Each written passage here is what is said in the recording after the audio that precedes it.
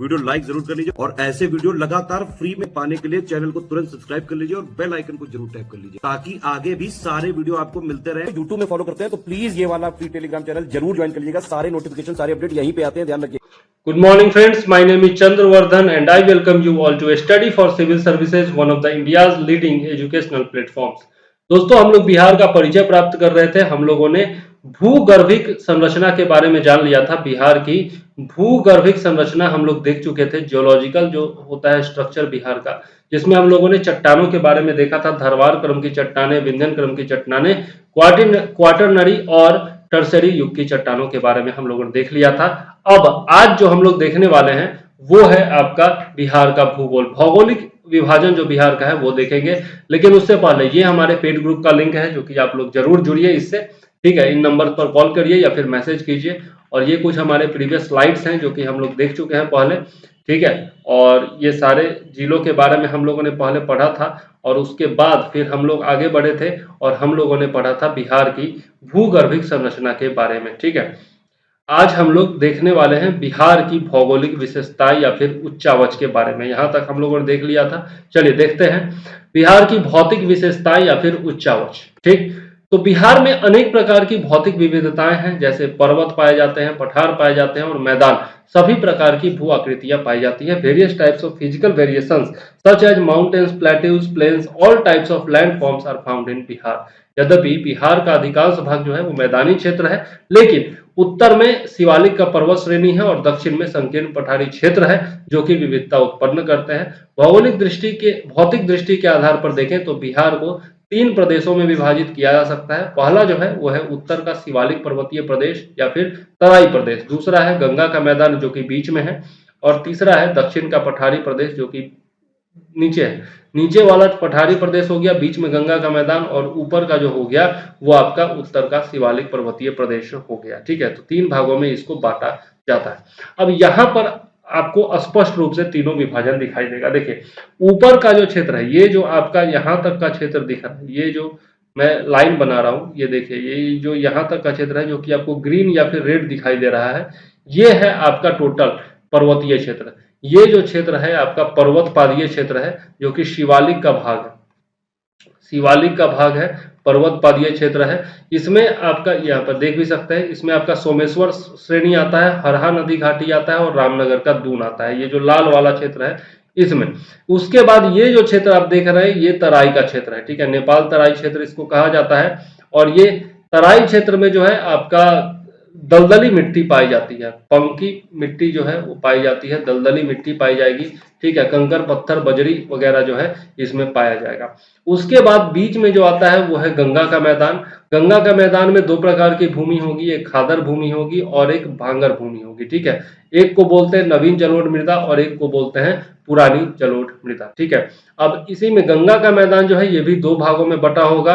ऊपर का जो होगा वो ऊपरी गंगा का मैदान कहा जाएगा या फिर उत्तरी बिहार का मैदान कहा जाएगा, और दक्षिण गंगा का मैदान कहा जाएगा। क्योंकि गंगा नदी जो है वो बीचों बीच, ये जो लाल वाला दिख रहा है आपको, ये गंगा नदी है जो कि बीचों बीच बिहार को बांटती है।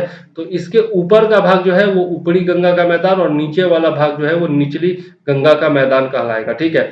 अब यहाँ पर आपका ऊपर में ही आपका बांगर भूमि और खादर भूमि पाया जाता है, नीचे में आपका यहाँ पर देख सकते हैं पटना के आसपास टाल क्षेत्र पाया जाएगा, ठीक है। ये आपकी गंगा की सहायक नदी सोन है, ठीक है।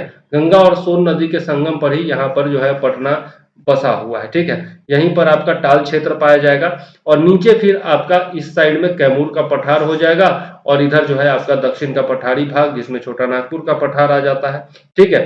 तो ये आपका 3 प्रकार का विभाजन हो गया स्पष्ट रूप से। ऊपर का शिवालिक का पर्वत पादीय क्षेत्र, दूसरा हो गया गंगा का मैदान और तीसरा हो गया दक्षिण का पठारी भाग। तो उम्मीद है कि आप लोगों को मैप से ये समझ में आ गया होगा। चलिए आगे देख लेते हैं इसके बारे में। उत्तर का शिवालिक पर्वतीय प्रदेश एवं तराई प्रदेश के बारे में थोड़ा सा डिटेल देख लेते हैं।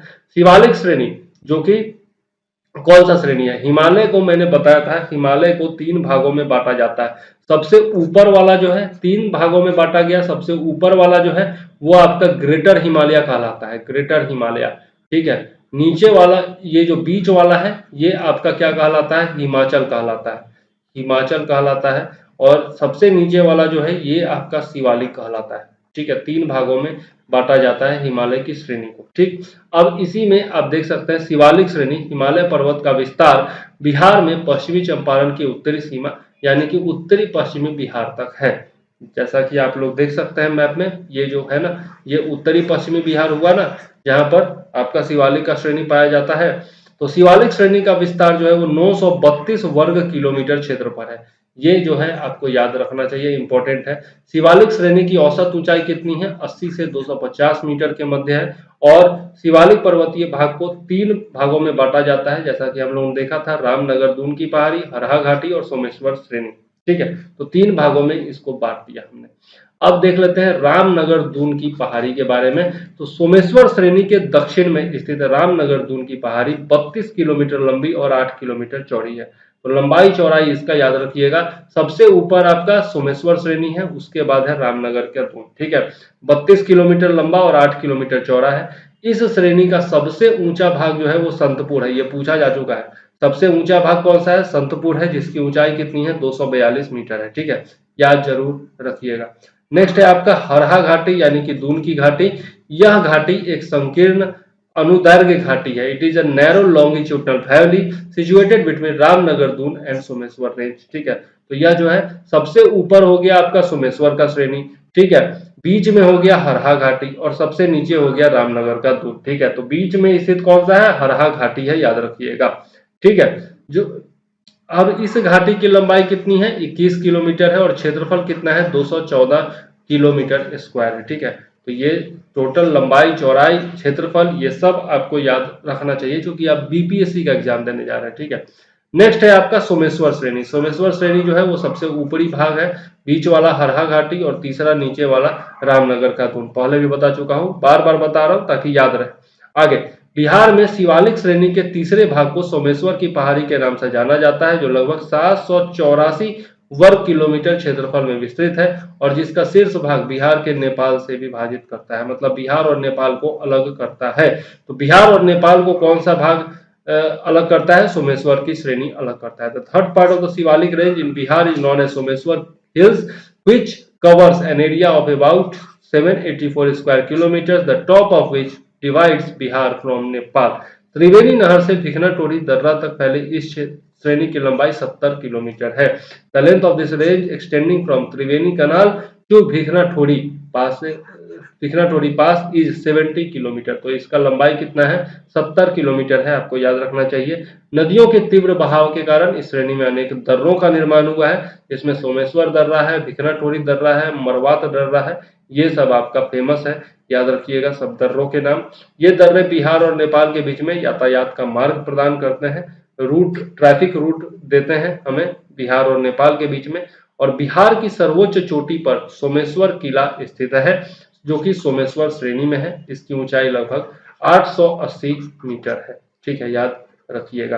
ठीक, तो ये था आपका उत्तर का भाग। अब थोड़ा सा तराई प्रदेश के बारे में भी देख लेते हैं। गंगा मैदान के उत्तरी भाग एवं शिवालिक श्रेणी के समानांतर दक्षिणी भाग को तराई प्रदेश कहते हैं। और ये जो आपका तराई प्रदेश मैंने मैप पर बताया भी था आपको, ये जो क्षेत्र है, ये जो आपको हरा वाला सब दिख रहा है, ये टोटल तराई प्रदेश है। ठीक है, तो तराई प्रदेश के बारे में यदि हम लोग देखें तो गंगा मैदान के उत्तरी भाग एवं शिवालिक श्रेणी के समानांतर दक्षिणी भाग को तराई प्रदेश कहते हैं। बिहार में तराई प्रदेश का विस्तार उत्तर पश्चिम तथा उत्तर पूर्वी सीमा तक है। इस प्रदेश में औसत वर्षा 150 से 200 सेंटीमीटर तक होने के कारण घने वन एवं दलदली क्षेत्र का विकास हुआ है और उत्तर पूर्वी तराई प्रदेश जो है वो पूर्णिया, अररिया और किशनगंज जिले तक फैला हुआ है। यह बिहार का सर्वाधिक वर्षा वाला क्षेत्र है, ये भी आप याद रखिएगा। किशनगंज में सबसे ज्यादा वर्षा होती है ना। चलिए, अब इस वीडियो में यहीं पर छोड़ देते हैं। नेक्स्ट वीडियो में हम लोग गंगा का मैदान देखेंगे और दक्षिण का पठारी भाग भी देखेंगे। ठीक है, तो इस वीडियो में फिलहाल मैं चंद्रवर्धन लेता हूं आपसे इजाजत। लगातार हमारे साथ बने रहिए। जय हिंद, वंदे मातरम।